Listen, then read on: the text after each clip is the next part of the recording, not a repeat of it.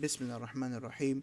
So, I was recently sent a video on Jamaat Tabligh, Tableegh Jamaat, and I wanted to just kind of do like a reaction and maybe respond to a few of the points that were made, inshallah, and to clarify some things and to highlight the benefits of actually involving yourself in this grassroots movement of Tabligh Jamaat and how you can really take benefit from this movement and this work. All right, so we are going to watch the video and then we're gonna do a bit of a reaction. Kind of, I'll give you my thoughts on what I think about some of the points that are made.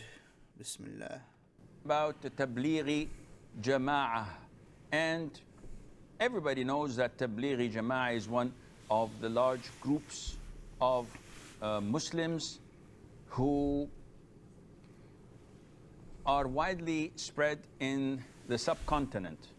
So India, Pakistan, and Bangladesh, and they have their annual convention in Bangladesh, in Dhaka, if I'm not mistaken.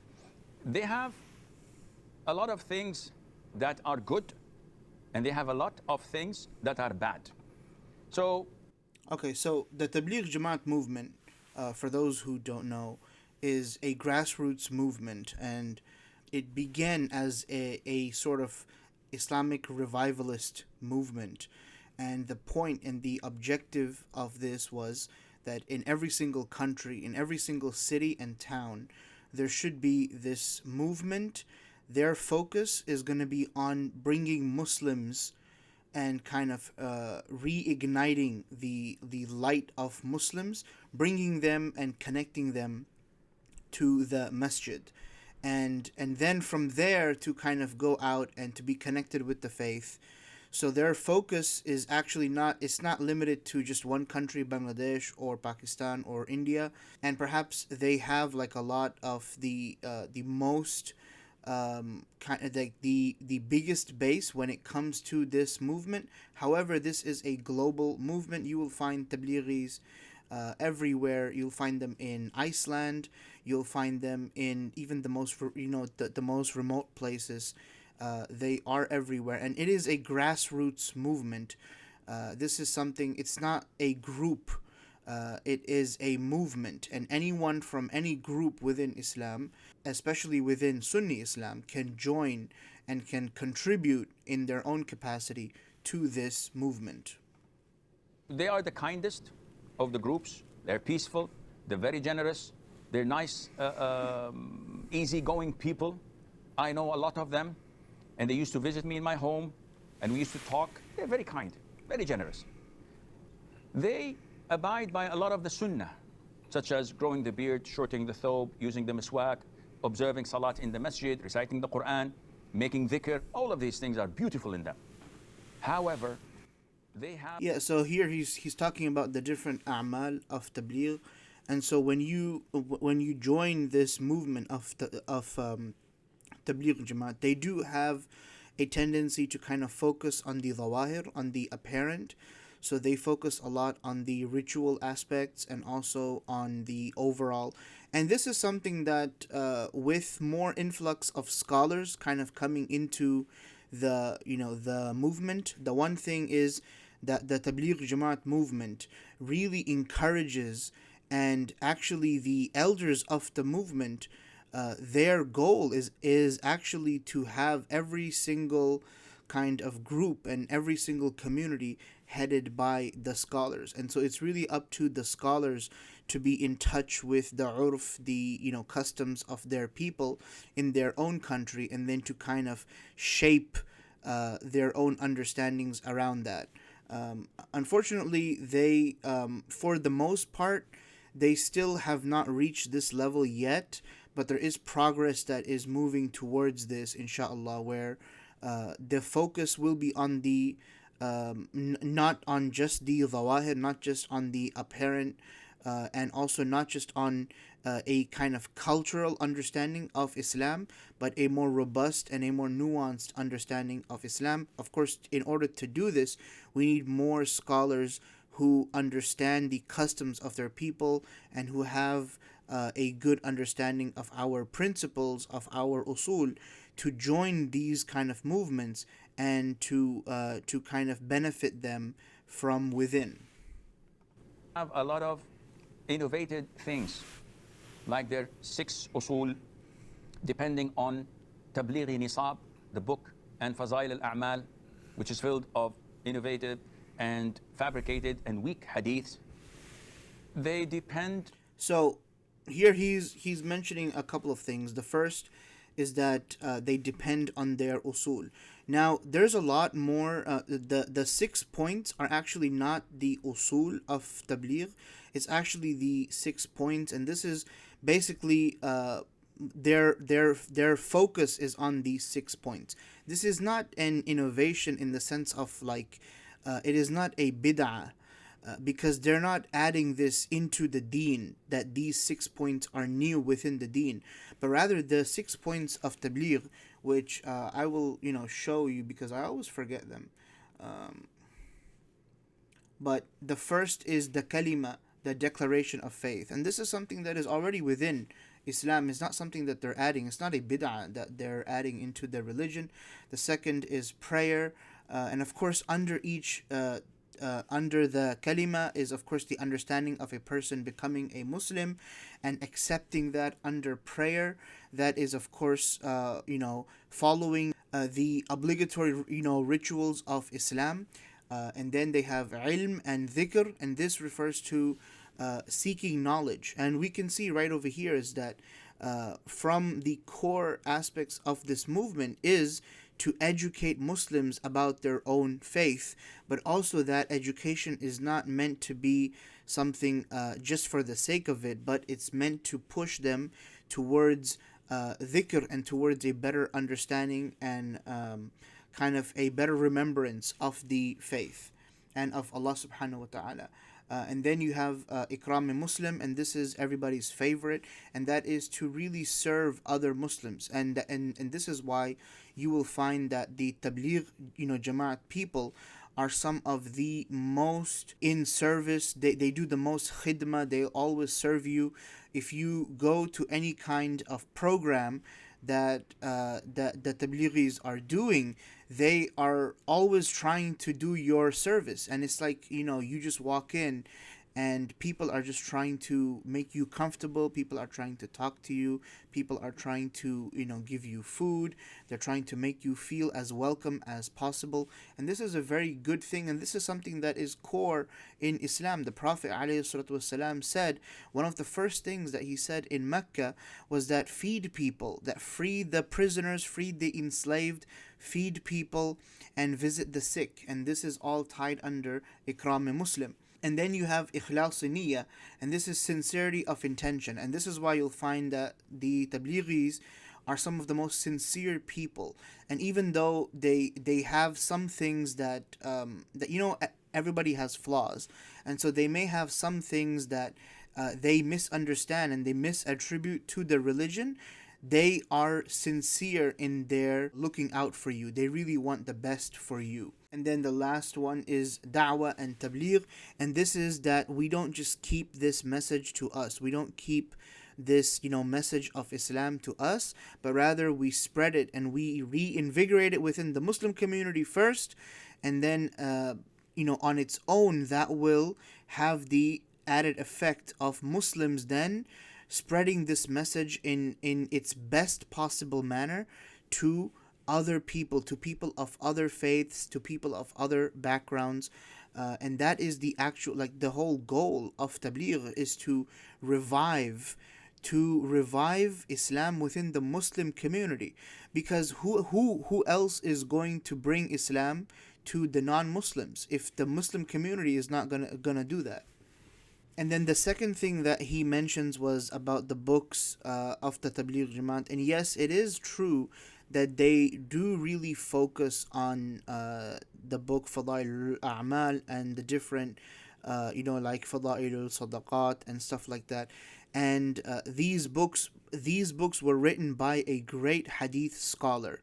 And these books were written, but it doesn't mean that we take them as gospel. Although some tablighis, they do this, and this is why there is a need and there is encouragement from the elders for scholars to join, and so that they can read these books and they can help the people understand what these ahadith mean, how they are to be implemented, when they are to be implemented.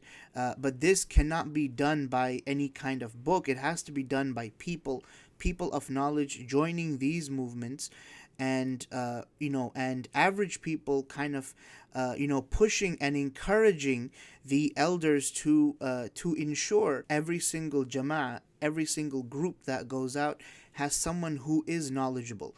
And you will also find that tablighis are some of the most respecting of knowledgeable people. They really respect people of knowledge, and if they don't know something or if they're unsure of something, they will always go back to a person of knowledge. They will always go back to an alim in order to understand, and they won't just give their own ra'i, they won't just give their own opinion or their own formulated understandings. They always go back to the ulama. On their self-seclusion with the group.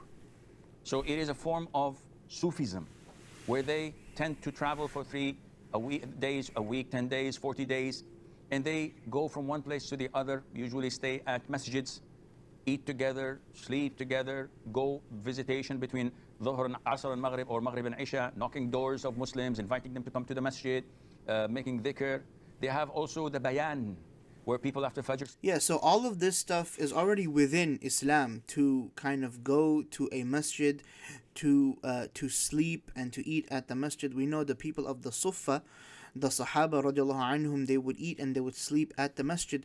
We also have the concept of i'tikaf, which the Prophet ﷺ did, and also other Sahaba, they also did. Now, it's not that the tablighis are saying that this is a specific ritual, that they're not ritualizing it, and so it's not a bid'ah. They're not saying that you have to stay inside the masjid, and this is why many of the masajid that cater towards the Tabligh Jamaat, they will have specific rooms and designated spaces called Jamaat Khanas, and they will have these spaces in order for guests and for Tabligh Jamaat to kind of go and to stay inside for the 3 or 5 days that they are at the masjid. And of course, while they're at the masjid, their focus is on bringing the people of that locality, of that community, whether it's from Muslim businesses, whether it's from Muslim homes. They want to talk to as many Muslims as much as possible, and to build that connection of the local Muslim community with their own masjid.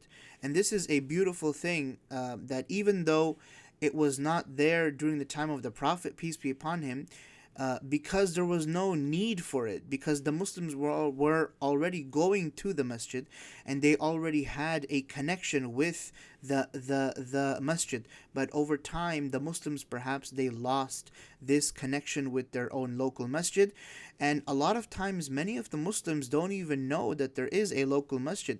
They never stepped foot in that masjid before. And this is because if you move to a new place and you're not really connected with the whole religious community, it could be very intimidating to kind of walk into a masjid. People can say things, people can push you out.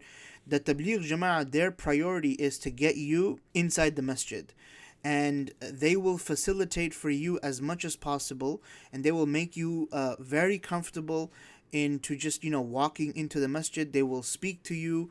When I went out in Jama'ah, we were told, as soon as someone walks into the masjid, go up and talk to them, ask them how they're doing, ask them what they do for work, welcome them into the masjid. And this is a beautiful thing, that you create this bond between that person and this masjid that should be inherent in a Muslim's life, because that masjid is the lifeline of a Muslim community.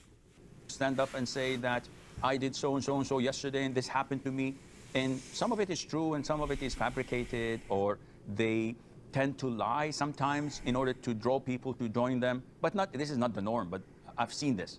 So in essence, they have a lot So here he's talking about this concept of karguzari, which is where you talk about who or where you went and who you spoke to and what was their response.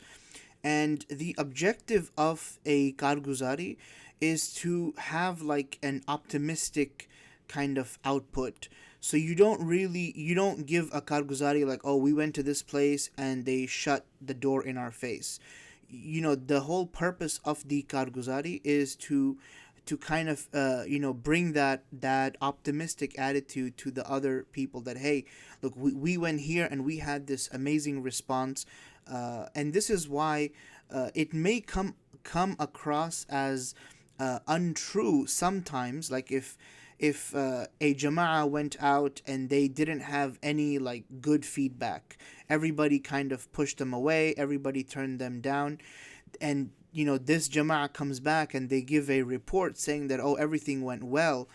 It's not that they're not being truthful, it's just that they are trained to see the optimism in every kind of situation. And this also stems from Islam. Allah subhanahu wa ta'ala teaches us in the Quran to be optimistic, to always look at the best of a situation, and to always have a good, husnul dhan, not just with Allah but also with other people. Of good in them, but they don't promote jihad. They do not promote scientific circles of knowledge, because they think that this fuels dispute whether this is halal or haram. So there's two things over here. The first is they don't promote jihad. Now, the understanding of the Tabligh Jamaat Movement is mainly the understanding of the Deobandi movement. And in the Deobandi school, the word jihad is not just used for physically fighting, but it's also used for other things like a spiritual struggle. It's also used for going out and giving da'wah. All of these things, any kind of struggle in the cause of Allah subhanahu wa ta'ala is a form of jihad. And so Tablighis, in actuality, they see going in jama'ah, they see that as a form of jihad. And this is why when they want to encourage people to go in jama'ah, they will use a hadith of going out in the path of Allah subhanahu wa ta'ala. So they will use a hadith like, لَغَدْوَةٌ فِي سَبِيلِ اللَّهِ أَوْ رَوْحَةٌ خَيْرٌ مِّنَ الدُّنْيَا وَمَا فِيهَا, that a morning or an evening spent in the path of Allah subhanahu wa ta'ala is better than the world itself and everything that is contained within it. So this, of course, hadith was primarily for the purpose of going out and fighting in the path of Allah subhanahu wa ta'ala, but it's also any kind of endeavor in spreading Islam is also seen as a form of jihad. Going out to study is also a form of jihad. Going out to help other Muslims, whether it is a Muslim who is working somewhere and makes the intention that I am going to help people, I am going to spread this message of Islam, to give da'wah in a way that is from the Sunnah, which is through action, through my interaction with people. If that person makes a intention, they can go and work at Costco and they will be doing a form of jihad. It's all about the intention, the mindset that a person is going out. And so the second thing that he mentioned was about the science. And this is not really true, because the people of Tabligh Jama'ah, they really promote learning. And one of the 6 points was to seek knowledge. And a lot of very highly educated people, they are part of this movement. What they don't promote, however, is academic discussions within the movement itself. They don't want to have this kind of iftiraq within the movement, and so that is why they don't want you to be discussing academic disputes and academic discussions, because the purpose of Tabligh Jama'ah is simply to revive Islam within the hearts of the common people. And the common people are not ready to delve into these academic discussions. They don't have the knowledge, they don't have the bandwidth. They can be pushed away from Islam if they see people fighting over fiqh. And so one of the rules is that you don't fight over fiqhi issues when you are involved in the Tabligh Jamaat movement. It doesn't mean that when you are outside of the movement, that you don't involve yourself in any kind of academic endeavor, but rather this is actually encouraged. They want you to study, they want you to go and learn not just Islamic knowledge, but any kind of knowledge. They want you to educate yourself, but within the movement and within the work, they don't want to bring these discussions into that setting. That setting is specifically for Islamic revival. Knowledge, and that is why you don't find a lot of academics among them. And if you listen to their leaders, all of their tales And so this is also not really true, because there are a lot of academics that not only are involved in the movement, but they are also some of the elders, and in the upper echelons of this movement. And they will be academics, they will be doctors, they will be engineers, they will be PhDs. They will be involved in the Tabligh Jamaat movement. However, they don't bring all of their academic discussions into the movement at the time. And now he's mentioning about like people mentioning stories. This ties in with the whole Karguzari thing, where the goal is not really that, hey, this actually happened, this is a factual statement, but the goal is more, hey, we want to encourage you to go out and to revive Islam amongst the hearts of the Muslims. And so, yeah, we will mention some kind of heartwarming stories, even though it may not be 100% true. It may be over sensationalized. This is something that even our ulama do. For example, when they write seerah books, right? Sometimes they will put very weak ahadith, they will put very weak narrations. And because the purpose of a seerah book is not really this is an academic work and 100% factual, is not a hadith collection, but rather it's meant to reinvigorate the love of the Prophet ﷺ in the hearts of the believers. And so they do take like a poetic license when kind of narrating these stories, and they tend to over sensationalize these things. And and then this is why there is a need and an encouragement for scholars to really flood these movements, and they will be able to better kind of keep a check on these kind of things and ensure that these stories don't get too out of hand. hadiths, the vast majority of it are fabricated. They have no knowledge in Sharia, yet they speak, and they're storytellers. In short, as people, they are good. If they visit you, welcome them in, give them food. So, about the vast majority of them, they don't have knowledge. And yeah, this may be true, but most of the people who are in charge of the movement, they are people of knowledge. The movement began with a great person of knowledge. The movement was always headed and chaperoned by people of knowledge. It was never, headed by people who are ignorant. And this is why, the Amir of this movement is always someone who has immense knowledge. When they mention these stories, sometimes it's for like hyping up and stuff like that, and so they will tend to exaggerate certain things. They may use weak ahadith. I mean, Imam Ghazali rahimahullah uses weak ahadith when he wants to get very spiritual. And weak hadith are completely fine to use. Imam An-Nawawi rahimahullah, who was a scholar of hadith, he said it was completely fine to use weak hadith if you're not really deriving any kind of fatwa from it. You're not making an academic or any kind of ritual. You're not taking out halal and haram. You're not taking out any point of aqidah from it. You are simply using it for spiritual purposes, to kind of cure the illnesses of the heart, and that is completely fine, as long as it of course aligns with the Quran. Talk to them, try to draw them a little bit to the Sunnah as much as possible. Going out with them is totally not recommended, except for those who have knowledge.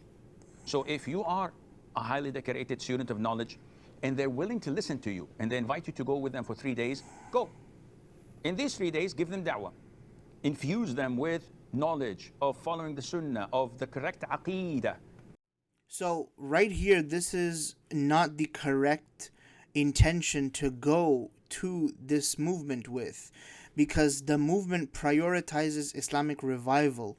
And, if you go with the intention, I'm going to join and I'm going to kind of try to get them to be on my manhaj or on my methodology and to follow my opinions, they're not gonna take you seriously. They're not gonna let you work, because the point of the movement is not for you to kind of shoehorn your ideologies, but rather the point is for them to be able to revive the love of Islam and the connection of Islam in the hearts of the average Muslim. And for that, you don't need to have a lot of knowledge. You just have to have the basics. And the basics are not like the books of Aqidah that mention the firaq batila and the different, kalam and all of this stuff.